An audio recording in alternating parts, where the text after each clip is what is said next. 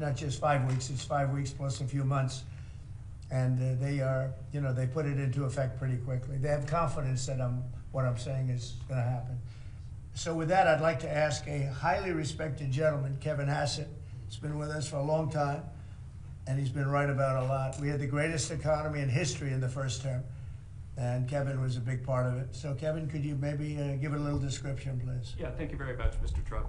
I think that the three things that you emphasized during the campaign is that you wanted to create domestic, high-paying manufacturing jobs, that you wanted to end wasteful government spending and reduce the unproductive government workers, and in fact unleash them into the private economy where they could be more productive, and to create jobs for Americans. A lot of people said that if you deported illegals, the employment would go down because no Americans would take those jobs. And if you look, 280,000 American-born folks were hired, manufacturing jobs are going up, and this is just out of the expectation of your future policies, really, sir. It's in April when your Reciprocal Trade Act is expected to happen. The tax cuts haven't passed yet. And so people are clearly expecting the golden age. And if you want to forecast the future numbers, everybody, just keep in mind that President Trump has already gotten us $1.7 trillion in commitments of new factories. And those haven't even happened yet. Those aren't even in the numbers. And so I expect this is going to be a glimpse of a golden age to come, sir.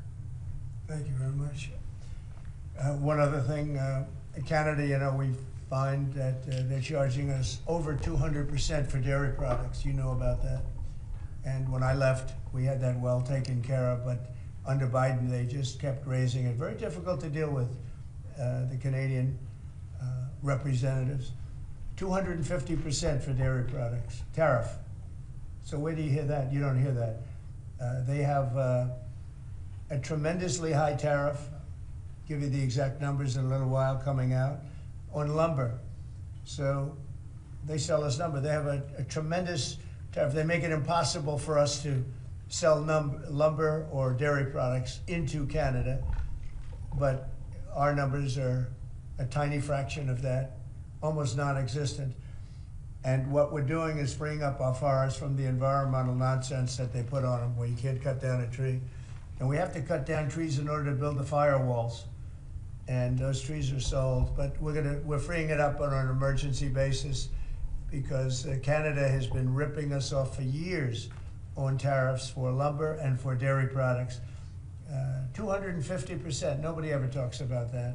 250% tariff, which is taking advantage of our farmers, so that's not gonna happen anymore. They'll be met with the exact same tariff unless they drop it. And that's what reciprocal means. And we may do it as early as today, or we'll wait till Monday or Tuesday. But that's what we're going to do. We're going to charge the same thing. It's not fair. Never has been fair. And they've treated our farmers badly. Look, our country's been ripped off by everybody. That stops now. I had it stopped in my first term. And we're going to really stop it now because this has been very unfair. Our country, from an economic standpoint, and financial standpoint, and a trade standpoint, has been absolutely ripped off by almost every country in the world. Canada, Mexico, and then you just go right down the line. India charges us massive tariffs, massive. You can't even sell anything into India. It's almost restrictive. It is restrictive. We do very little business inside. They've agreed, by the way, they want to cut their tariffs way down now because somebody's finally exposing them for what they've done. And same thing with China, same thing with a lot of other countries. And the EU has been a terrible abuser of this country. I mean, the EU was formulated in order to take advantage of the United States, and they have taken it, but they're not taking advantage when I'm in charge. So sometimes you'll hear some negative things. It's always from outside countries. America will be very strong. And if I'm a foreign country, they're going to do fine, but they can't do like they used to do because we're going to bring back our business into this country. We need it from a job standpoint. We need it from even just a psychological standpoint. Think of it, 90,000 factories are gone since the beginning of NAFTA. So we're not going to have that, and we're going to see them build it back. Now we've already had 5 major automobile companies. First time you've heard this in a long time, since my first term, actually, where we were really rocking and rolling, and then Biden came in and he stopped everything, like such a stupid thing to do. not even a believable thing. But we have many auto plants now coming in. We have big chip plants. We have the biggest chip company in the world, most powerful, probably one of the most powerful companies in the world. Wouldn't you say, Kevin? And he's coming in and they're building one of the largest chip plants in the world. That'll be done in Arizona, mostly in Arizona.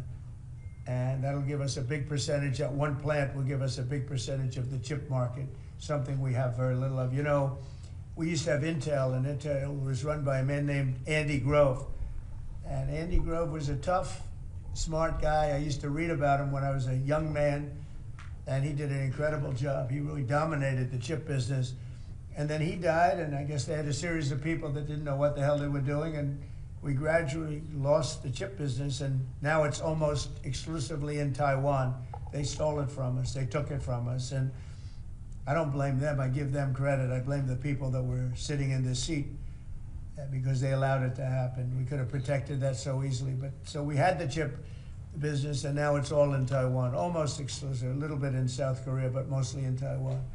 And it's very important. Everything you do, everything you touch is now about chips. The brake of a car, cars have chips all over the place. I was reading an article the other day where they talk about the brakes of a car are loaded up with chips. Who would think that a brake has a chip in it?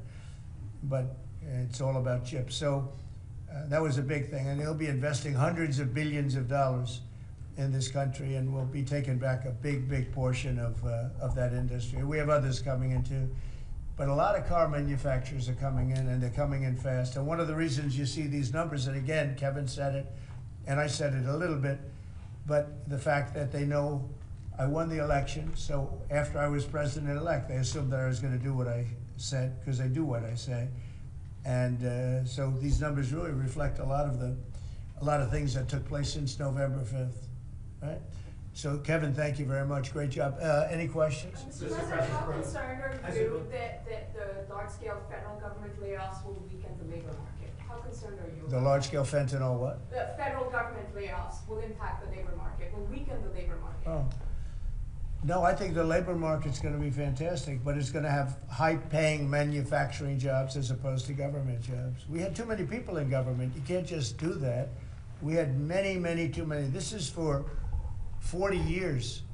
You know, this isn't just now. This built up and got worse and worse, and they just hire more and more people. You look at Department of Education, it seems like so many buildings I ride by, it says Department of Education. They're all over the place. And we don't even want it. We want the education to be given by the states. It'll be much better. It'll move us to the top of the list from the bottom of the list, and actually save us money. But it's too important to even talk about them. It'll save us a lot of money, but we don't want that. We want education to be given. So you go to Iowa and Indiana and Idaho and all these places that are so well run. They're going to be producing education that will be the equivalent of, like Denmark is one, and Norway, Sweden. Actually, China is one of the better in terms of education, and so we can't blame size anymore. You know, China has 1.4 billion people, but they're very high on the list. The one thing we're doing well on, we're number one on the list, is cost per pupil. We spend more money than any other country in the world by far. So I jokingly say the one thing we do well on is the cost. We spend more money, and yet we're toward the bottom of the list. Yeah. Mr. President, I want to ask you, the joint address, millions of Americans watched your joint address earlier this week where you warned that there could be a little disturbance that Americans could feel as a function of these taxes, these tariffs. How much disturbance are you willing to accept in the near term as a function of that? And to set expectations, how long should Americans expect things to cost a bit more? Well, so far, Peter, there hasn't been very much because these numbers are coming out. We're here for just a little over 4 weeks. And these are fantastic numbers. I was watching some of the reports this morning. They were surprised. There could be some disturbance, a little bit of disturbance. I solved a little bit of that because I have respect for our auto companies, and I gave them a little bit of a 1-month reprieve because it was unfair, although I'm sure they'll take advantage of it. I see they're driving a lot of cars into the U.S. to try and avoid the tariffs, and you know, they're taking advantage of it a little bit. But they called me, they asked me, they said, could they have a little bit of help? And I decided, you know, they're American companies, USMCA, and I let them have that. But this really kicks in the reciprocals, you know, kicks in on, let's see, I guess the 2nd. And I wanted it to be the 1st so badly, just didn't want to be on April Fool's Day. So I made it the 2nd. That's going to cost a lot of money. That one day is going to cost a lot of money, but that's okay. But I don't see it. I don't see anything. I see good reports. I think we're going to have good numbers from the beginning. Now, globalists won't love this because this brings jobs back to America. So if they're coming back to America, maybe you'll lose some in other parts of the world.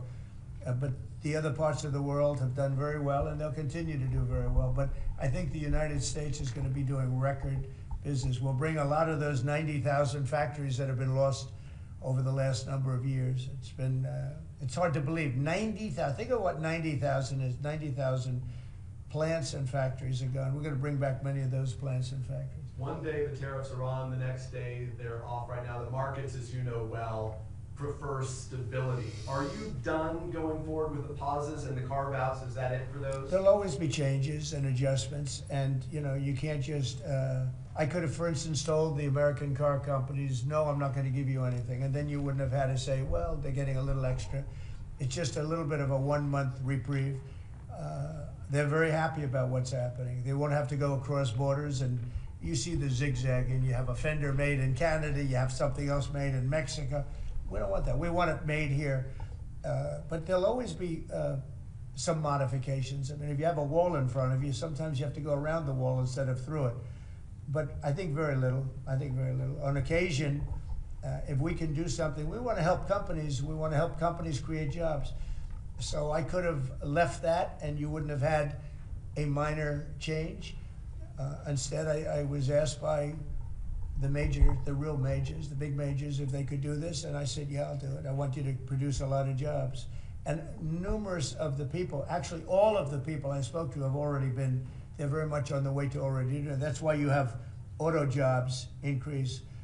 And the man, I don't know him, Sean Fain, I don't know him, and I did great, as you know, with the auto workers, with the Teamsters, with unions, I did fantastically well. Best numbers ever by a Republican. And I have a lot of respect for those people. But Sean Fain, who I don't know, but wasn't a supporter, although the auto workers were big supporters. I watched him last night, and he said, Donald Trump is absolutely right on tariffs. He said, what he's doing on tariffs is an incredible thing. And it's about time somebody had the guts to do it, because we're going to save auto manufacturing. And I said to people when I was campaigning, you're going to have so many auto jobs, you're not going to believe what's going to happen. We're going to load up Michigan. I won the state of Michigan, as you know. And part of the reason I won it was I got a lot of auto workers that voted for me, Detroit, etc.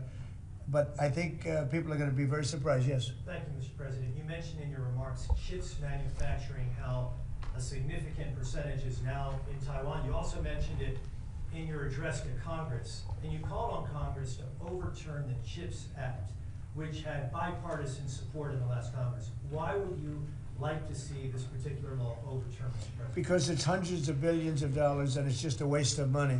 Now, some people have already taken the money and used it. Actually, it's very hard to qualify, because they go by race, they go by gender, they go by all sorts of things. Nobody's ever seen anything like it. You won't be able to find those people. So I don't even think anybody can qualify. They have so many different categories in order to qualify. You have to have so many of a certain race, a certain gender, a certain this, a certain, and it's, I don't think they can qualify, but if they take the money, they better qualify, because they'll be watching them. But it's a tremendous waste of money. I didn't give the greatest chip company in the world, one of the greatest companies, I didn't give them 10 cents. They came here because of tariffs, because they didn't want to pay the tariffs. And they also came here because they like the results of the election, because they know that I'm very pro-business and pro-jobs. I mean, I'm pro-business, not for business sake. I'm pro-business because of jobs, because business is producing the jobs. Okay? On Russia, if I may, President Putin is bombing Ukraine. Yeah. Do you still believe him when he tells you that he wants peace? Yeah, no, I believe him. I believe him. I think we're doing very well with Russia. But right now they're bombing the hell out of Ukraine, and Ukraine. I'm finding it more difficult, frankly, to deal with Ukraine. And they don't have the cards. They don't have the cards. As you know, we're meeting in Saudi Arabia on sometime next week, early. And we're talking, I find that in terms of getting a final settlement, it may be easier dealing with Russia, which is surprising because they have all the cards. I mean, they're bombing the hell out of them right now. And I put a statement in, a very strong statement. Can't do that, can't do that. Mr. President. We're trying to help them. And Ukraine has to get on the ball and get a job done. Michael, could you come up here? I see Michael back there. Good, I'm glad. He's traveling all over the world. I just saw him come in the door. Could you give a little definition of what's going on, please? Sure. Well, the president has been crystal clear, and he's been clear to all sides. The fighting has to stop. Both sides need to get to the table. We had a good engagement. Both leaders have said only President Trump could do so, and only he has been able to do so. We had an initial engagement with the Russians. The Ukrainians had a great opportunity to bind our economies together through that mineral deal. Unfortunately, that didn't go so well, but we think we're going to get things back on track. Secretary Rubio, myself and Ukrainian delegation will be meeting in Saudi Arabia next week to get these talks back on track, get a ceasefire in place, and drive peace home under President Trump's leadership. You put out I think both parties want to settle. I think if I wasn't president, this war would have had no chance of settlement, zero chance. But I think we're going to get it settled and stopped. We got to stop. They're losing on average 2,000 soldiers a week. That's a lot of soldiers. Do you agree, Peter? It's a lot of soldiers on both sides, I agree.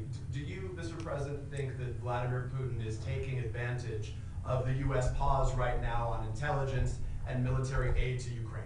No, I actually think he's doing what anybody else would do. I think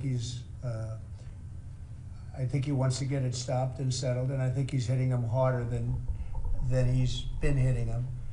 And I think probably anybody in that position would be doing that right now.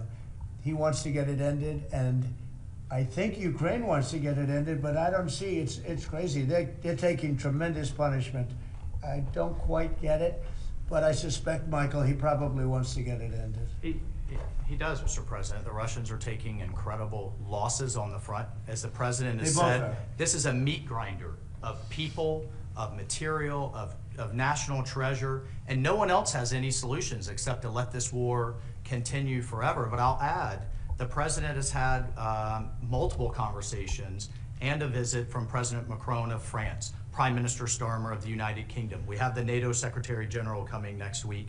We have this meeting with the Ukrainians. We've had it with the Russians. All of this in the president's first month in his leadership. We will engage in the shuttle diplomacy, and we will continue to use his leadership and what leverage we have to get both sides of the peace table. It's not going to be easy, but President Trump... This war should have never happened. It would have never happened if I were president, but it did happen. So a lot of other things shouldn't have happened too. We shouldn't have 21 million people pouring into our country through open borders, many of whom are criminals, very bad criminals, including murderers, thousands of murderers. Many killed, far more than one person, and they're roaming our streets. But Tom Homan and Kristi Noem are doing an incredible job, and we're getting them out of here. And we'll get them out, we'll get them all out. But all these things shouldn't have happened. We shouldn't have inflation. We shouldn't have had this horrible inflation where the prices have gone up. Look at eggs. So we're doing a good job. We're doing a good job. Mr. President, in regards to the pause on military assistance to Ukraine, you put out on your social media post today that Russia is pounding Ukraine. That's right. Why not provide Ukraine with air defenses? And what happens, Mr. President, when Ukraine runs out of the Patriot missile batteries? Good question. Because I have to know that they want to settle. I don't know that they want to settle. If they don't want to settle, we're out of there because we want them to settle. And I'm doing it to stop death, more important than anything else. Secondarily, way down the line is the money. So we're in for $350 billion and Europe is in for $100 billion. They should be in for the same or more than us. And you know, I watched over the last week or so what's going on in Europe. This thing could end up in World War III if we don't get it settled. This could really end up in a World War III. We got to get it settled. So on Iran, how confident are you that the Iranians, when negotiating Yeah, I saw the hostages the other day. They came in, people that were not young, some young and some older, much older. And they gave, it was hard for them to do it actually. They gave statements as to what happened. I was asking, what happened? How was it? I said, did you see anybody in there that was kind, like out of the hundreds of people that you were seeing, Hamas? Did some of them wink at you and say, don't worry, you're going to be okay, or give you a piece of bread, or no? I said, were there any people that were like kind? I was shocked. The answer was nobody. There was nobody. Just the opposite. They'd be slapped and punched. One man broke his ribs. He couldn't breathe for a month. It was brutal. I was so surprised. Could you think there'd be a couple of people that would be kind, that would say, you're going to be okay, but they had none of that. It's pretty amazing. Brian? Thank you, President. He's a kind person. Well, according to the Although not to Zelensky, he wasn't. Well, you know what, that's another But to Trump, he's conversation. been good. Yeah. Go ahead, Brian. Nice tie, by the way. Thank you. Thank you. I like yours too. Two questions. One on peace. Why don't you think any other European countries are offering a peace deal? It seems like no one's come to the table for peace except for you. Yeah. It's a very good question. Sometimes questions aren't answerable. They're in a very unusual position. They don't know how to end the war. I think I do know how to end the war. Despite the Russia hoax, I've always had a good relationship with Putin. And, you know, he wants to end the war. He wants to end it. And I think he's going to be more generous than he has to be. And that's pretty good. That means a lot of good things. Because frankly, you could have made a great deal if this war never started, you could have made a great deal. I don't know that anything would have had to be given up. This was not a war that was going to start, Brian. And it didn't start. For 4 years, somebody said, well, how do we know that? Well, for 4 years, it didn't start. I used to speak to Vladimir about it. I used to speak to him about it at length. It was the apple of his eye, but there was no way he was going in. And he knew, there were going to be consequences. But it did start. I mean, think of what happened. Inflation, you have the war with Ukraine and Russia, that wouldn't have happened. October 7th would have never happened. Israel, they had no money. Iran had no money. Iran was stone cold broke, and now they have a lot of money. And that's going to be the next thing you'll be talking about is Iran. What's going to happen with Iran? And there'll be some interesting days ahead. That's all I can tell you. You know, we're down to final strokes with Iran. That's going to be an interesting time. And we'll see what happens. But we're down to the final moments. We're at final moments. Can't let them have a nuclear weapon. I think that I would have had a deal within 1 month after the rigged election of 2020. They were all set to make a deal. And then when I lost, they saw this person who's a stupid person, very stupid person. And they said, let's not make a deal. And they were right. He took the sanctions off. They became rich under Biden.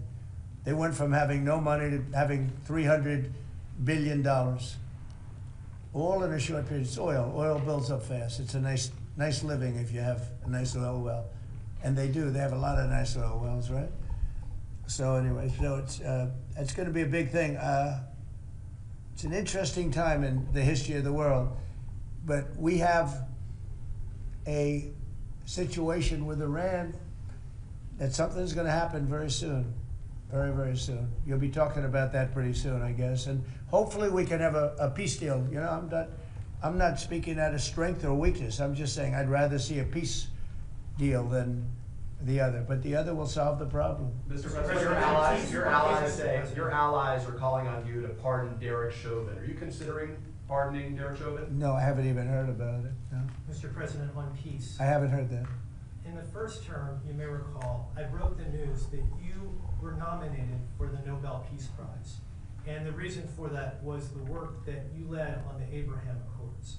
I spoke yesterday with the member of parliament, the Norwegian parliament, that nominated you. And he said what the Nobel Committee is looking for from you, Mr. President, is security guarantees for Ukraine. Is that a possibility, Mr. President? So before I even think about that, I want to settle the war, get it finished. Because if I'm not here, nobody's going to settle it. And President Macron has said that, and everybody said that, the prime ministers and presidents. We're pushing very hard. That's all I'm thinking about now. As far as the question about security later, that's the easy part. The hard part is getting it settled. We got to get them. We're losing 2,000 human beings every week. More than that, actually. 2,000 nice, young, although they're getting older because they're drafting much older now. In the case of one country, much older, because a lot of the young people have been killed. It's very sad, and I'd like to see if I could stop that. And I'd like to also see if we could stop making these massive payments from the United States. I mean, Biden gave away money like it was water, with no anything, got nothing for it. Europe did it in the form of a loan. They get their money back, we don't. So that's how we came up with the rare earth deal. But we started, you know, behind the 8 ball. He could have gone to Europe. He could have said, "Come on, you got to put up money with us. You got to put up money with us." But he never did that. They just kept handing money out because he was grossly incompetent. All right, thank you very much, everybody. Thank you. Thank you very much. Thank you.